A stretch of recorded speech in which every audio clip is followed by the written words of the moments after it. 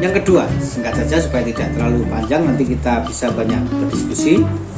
Saya akan sampaikan materi mungkin dalam 30 sampai 45 menit ya. Yang kedua, kalau kita berkaca kepada kepemimpinan Nabi Muhammad atau para nabi ya. Jadi para nabi tadi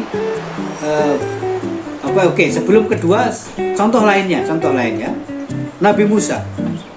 Kalau kita melihat dalam sejarah ya, yang dilakukan oleh Nabi Musa itu adalah melakukan pembebasan terhadap kaumnya. Siapa kaum yang dibebaskan oleh Nabi Musa? Kaum itu bernama Banu Israel. Banu Israel ini siapa?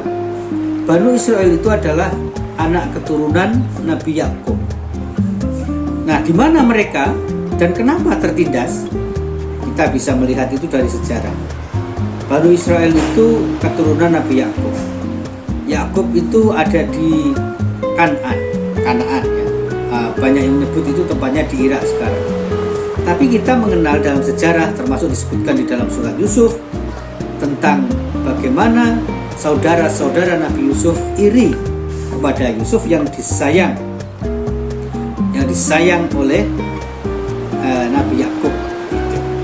Mereka iri kemudian nyemplungkan Yusuf ini ke sumur, lalu Yusuf ditemukan oleh saudagar dijual kepada penguasa.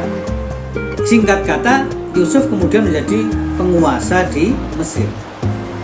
Ketika Yusuf menjadi penguasa di Mesir, Nabi Yakub diboyong ke Mesir juga. Maka itu menandai ya awal mula migrasi, artinya awal mula adanya Bani Israel di Mesir. Berarti Bani Israel di Mesir itu adalah pendatang gitu. Karena penduduk asli Mesir itu bukan Bani Israel, ada Koptik itu satu masyarakat, satu konteks suku atau apa yang disebut dengan Koptik. Itu datang Bani Israel bersamaan, tapi tentu saja sebagai Bani Israel belum ada gitu. Tapi ketika tinggal di Mesir 12 anak Nabi Yakub semuanya punya nama, kemudian berkembang biak, semuanya punya keturunan, lalu menjadi satu masyarakat.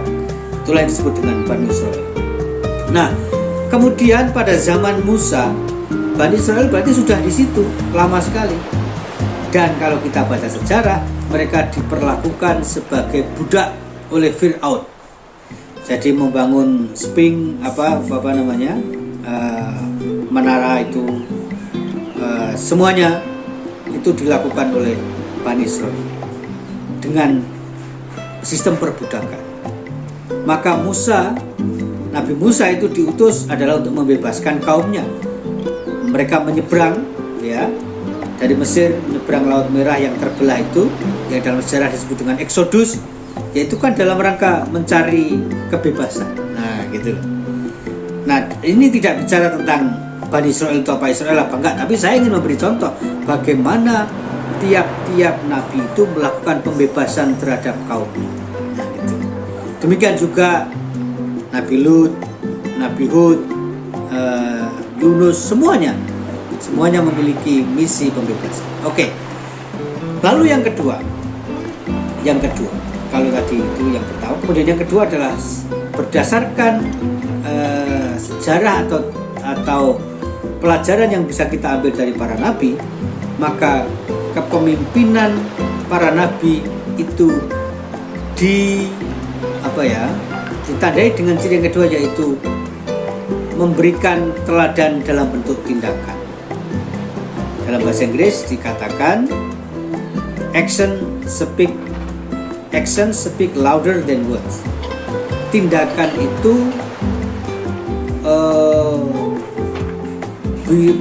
lebih berarti daripada kata-kata. Nah, itu. Misalnya ini sebagai ketua dalam sebuah organisasi, kalau kita hanya ngomong kerjakan ini, maka tidak akan pernah terjadi. Tapi tanpa ngomong lalu Anda melakukan sendiri begini, anak buah sudah akan. Nah, gitu. Di Sengtulodo tadi itu contohnya itu begitu. Nah, ini yang terjadi dengan para nabi. para nabi itu melakukan sesuatu tidak semata-mata dengan kata, tapi juga dengan tindakan. Maka kalau kita bahasakan secara lebih mentereng gitu, ya ciri kedua itu artinya keselarasan antara perkataan dan perbuatan. Nah gitu, keselaras. Maka itu profetik. Lalu yang ketiga, seorang pemimpin kalau disebut profetik itu saya akan menyebut ciri ketiga itu adalah mau bergerak. Nah gitu, punya kemauan untuk bergerak. Misalnya begini, untuk melakukan perubahan masyarakat, Nabi Muhammad bergerak dari Mekah ke Madinah. Nabi Ibrahim itu seorang nabi yang sangat banyak melakukan perjalanan. Bayangkan, dia meninggalkan Ismail di Mekah, balik lagi ke Palestina karena istri tuanya ada di situ. Tapi ketika nanti Ismail sudah dewasa, Nabi Ibrahim juga balik lagi ke Mekah. Kemudian kemana lagi, melakukan perjalanan yang sangat banyak. Maknanya apa? Bergerak gitu. Nabi Muhammad berpindah. Nabi Musa juga demikian, meninggalkan Mesir untuk mencari tempat yang lebih baik bagi kaumnya. Atau siapa lagi? Gitu ya, siapa lagi? Nah ini harus menjadi perenungan kita bersama, bergerak gitu. Memang bergerak itu maknanya bisa juga pindah tempat. Nah itu, kalau Anda mau berhasil ya harus pindah tempat. Kalau merasa sudah stuck di satu tempat dan tetap bertahan di situ ya tetap begitu-begitu saja gitu. Tidak usah jauh-jauh. Kalau kita ini pasti tidak semuanya berasal dari Malang. Saya tidak berasal dari Malang. Saya dari Lamongan. Tapi karena ingin merubah kehidupan, nah itu istilah sosiologinya itu mobilitas sosial atau mobilitas kelas, saya harus bergerak gitu. Saya bergerak dengan kuliah ke Malang. Saya tahu mau kuliah di Malang itu bukan hal mudah karena secara finansial tidak berkecukupan. Nah, Bapak Ibu saya tidak selalu berkecukupan secara finansial. Tetapi karena tekad, nah saya ingat kalau Bapak Ibu saya bercerita dulu itu begini, sebenarnya kami itu nggak punya uang, tapi demi melihat anakku ini kok ngotot pengen kuliah, itu akhirnya kami juga termotivasi. Nah saya mungkin tidak ingat persis peristiwa itu ya, tapi ketika mendengar yang begitu dari ibu bapak saya jadi meraba-raba, oh jadi dulu saya ngotot juga pengen kuliah itu meskipun sebenarnya situasi finansial keluarga tidak memungkinkan, tapi ada jalan. Setelah di Malang maka saya sering mengatakan karena tekad pindah tadi itulah maka saya bisa menjalani dinamika kehidupan yang mungkin tidak akan terjadi kalau saya tetap bertahan di Lamongan. Ya misalnya ya akan mewarisi pekerjaan orang tua atau hidup dalam situasi yang begitu-begitu saja gitu. Tapi kemudian bergerak maka terjadi perubahan. Begitu saya sudah berada di sini, jangkauannya ternyata lebih luas, sehingga saya bertemu banyak teman, aktif dalam berbagai macam kegiatan nasional internasional.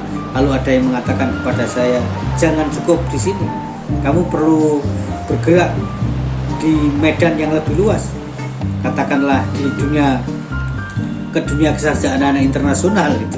Sehingga ada kawan saya bilang, kapan kamu akan melamar atau mencari peluang untuk mengajar di luar negeri dan seterusnya. Nah ini sekedar contoh dari aspek pribadi ya, tapi saya ingin mengatakan bahwa bergerak itu adalah kunci perubahan. Nah gitu, bergerak itu adalah kunci perubahan. Kalau kita tidak mau bergerak ya tidak bisa berubah. Sehingga jangan selalu puas dengan pencapaian diri saat ini, karena cepat-cepat puas itu akan menjadikan diri kita mati. Nah pemimpin yang profetik itu menurut saya adalah selalu mengusahakan aneka ragam perubahan dengan diri untuk kaumnya. Lalu yang keempat, ciri kepemimpinan profetik itu menurut saya adalah kalau kita sebut adil, tentu saja kita itu normatif dan harus. Tapi menurut saya yang perlu kita katakan di sini adalah seorang pemimpin itu tahu bersikap adalah seorang motivator gitu loh. Seorang motivator yang bisa mempersatukan gitu. Bukan seorang yang justru memecah belah karena dia melihat dia pro saya, dia nggak pro saya, kemudian dia adu domba. Nah, itu bukan pemimpin. Contohnya begini, ini contoh dari hukum Islam ya, tapi sekaligus bisa menggariskan kepada kita satu prinsip tentang bagaimana cara seorang pemimpin itu melerai konflik di tengah masyarakat. Dikabarkan di situ ya, di riwayat ada satu rombongan yang bergerak menuju ke satu tempat.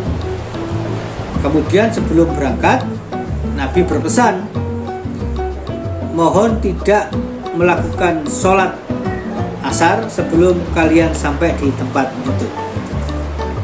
Nah, ternyata perjalanan tidak selancar yang diperkirakan. Bergeraklah mereka, asar hampir habis, tapi rombongan ini belum sampai pada tempat yang dituju. Maka mereka berdiskusi, anggota rombongan ini berdiskusi. Sekelompok orang mengatakan kita harus sholat di sini karena sebentar lagi asar sudah habis. Tapi yang lain mengatakan, jangan. Nabi Muhammad kan berpesan, jangan melakukan sholat asar sampai kita mencapai di tempat itu. Betapapun waktu sholat asar sudah habis, tapi kan kita menjaga omongan Nabi. Maka kita melakukan sholat asar di luar waktunya, tapi kan kita menjaga omongan Nabi, perintah Nabi. Akhirnya terbagi jadi dua. Satu,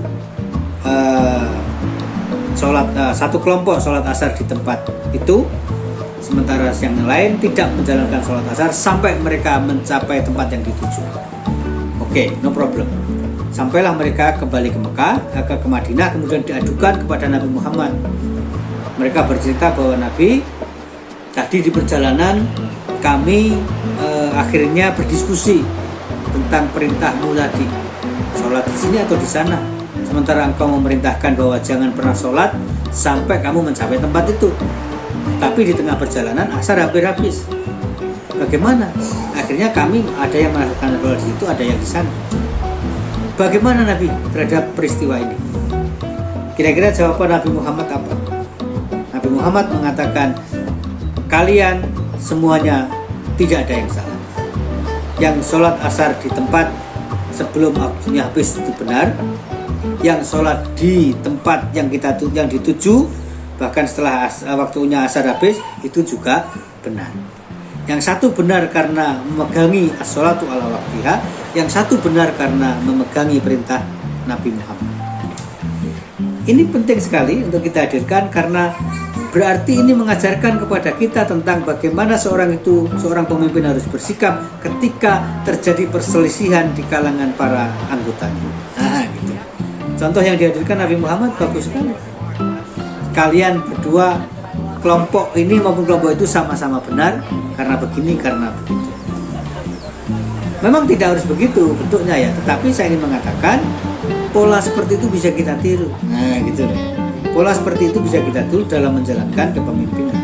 Atau cerita tentang dua orang perempuan yang mengaku sama-sama sebagai ibu dari seorang bayi, rebutan, maka dibawalah kepada Nabi Sulaiman, Raja Sulaiman yang juga nabi, atau Nabi Sulaiman yang juga raja, itu. Maka dikatakanlah cerita yang lain mengatakan bukan dibawa kepada Nabi Sulaiman tapi kepada Nabi Daud, bapaknya. Saat itu Sulaiman belum menjadi nabi, belum jadi raja. Dibawa kepada Nabi Daud dan Nabi Daud cenderung akan memutuskan untuk memberikan saja kepada salah satu tanpa diketahui mana sebenarnya ibu dari itu, tapi berdasarkan pengakuan ini lebih pas dari sebagai ibunya. Tetapi pada saat itulah lalu Nabi Sulaiman atau Pangeran Sulaiman bilang kepada Nabi Daud, "Ayah, biarkan aku yang memutuskan perkara itu." Dia meminta kepada penjaga atau pengawal, "Berikan aku sebilah pedang. Letakkan bayi ini di meja dan akan aku adili kasus ini dengan sebaik-baiknya." Maka sebilah pedang berada di tangan Nabi Sulaiman, dan Nabi Sulaiman kemudian mengatakan, "Akan aku belah bayi ini menjadi dua. Satu bagian untukmu dan satu bagian untukmu." Maka bagaimana reaksi kedua perempuan tersebut? Satu perempuan mengatakan, "Aku setuju dengan usulan Pangeran Sulaiman, karena itu lebih adil jika kami memiliki separuh-separuh." Tapi perempuan yang lainnya mengatakan, "Wahai Pangeran Sulaiman, jangan engkau belah. Berikanlah bayi ini kepada perempuan itu, asalkan dia tetap hidup." Dari situ lalu Nabi Sulaiman mengatakan, "Berarti engkaulah ibunya." Nah itu, engkaulah ibunya. Karena seorang ibu tidak akan pernah rela anaknya dibelah jadi dua, meskipun itu terasa adil. Sementara kamu yang rela dan mengatakan, "Oke, belah saja kalau begitu biar adil," berarti kamu bukan ibu sejati dari bayi ini. Contoh ya, para nabi memberikan kepada kita contoh-contoh bagaimana memecahkan persoalan yang terjadi di tengah masyarakat. Nah, saya kira itu tentu tidak tuntas ya, tapi ini sudah sekitar 43 menit kurang lebih sebagai pengantar. Mudah-mudahan bahan-bahan pokok yang tadi saya sampaikan bisa memicu diskusi lebih jauh. Kalau masih ada waktu, maka kita bisa diskusikan. Demikian, terima kasih. Saya akhiri. Billahi taufiq wal hidayah. Wassalamualaikum warahmatullahi wabarakatuh.